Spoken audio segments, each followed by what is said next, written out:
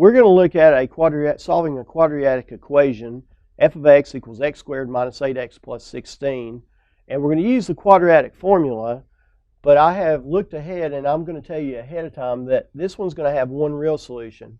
It technically is going to have two solutions, but it's one solution that's repeated. And we'll talk about later, it's called multiplicity. It has a multiplicity of 2, and you'll see that when we get to the end of it. So we're going to start out, first of all, remember that the standard form of a quadratic equation is ax squared plus bx plus c, where a is your leading coefficient, b is your secondary coefficient, and c is your constant term. So the first step, step number 1, is when we want to identify a, which is 1, b, which is -8. Remember, the sign is very important. And then c is equal to 16. So the first step is identifying a, b, and c. Our second step is substituting.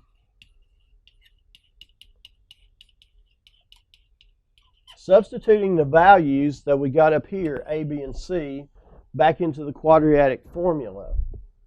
So if we do that, we're going to have x equals a -b, and notice this case it's a -8. Notice the double negative. That's going to give me a positive.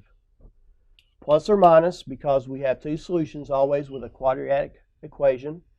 And then we're going to have -8 squared, which is our b, minus 4 times our a, which is 1, times our c, which is 16. And that's all divided by 2 times a, which is 1. So it's very important to make sure we substitute in correctly.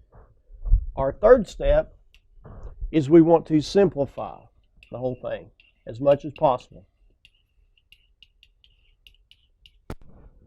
So if we simplify, we're going to have x equals, remember the negative makes that a positive, so I have 8 plus or minus the square root of -8 squared is going to be positive 64.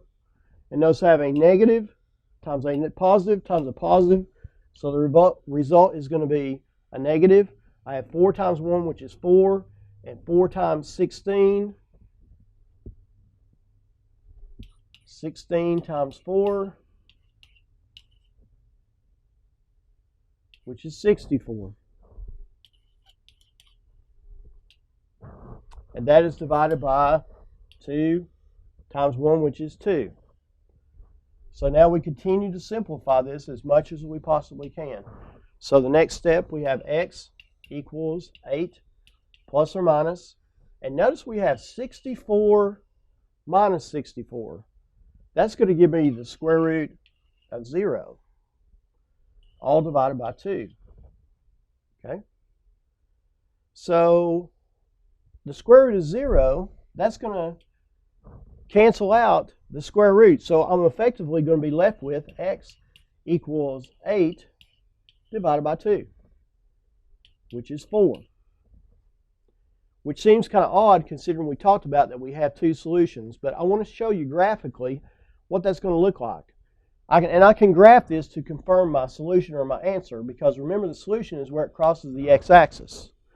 So if you look at this graph, notice that it crosses, or it doesn't really cross. It comes down and it touches at 4 and then turns around and goes back.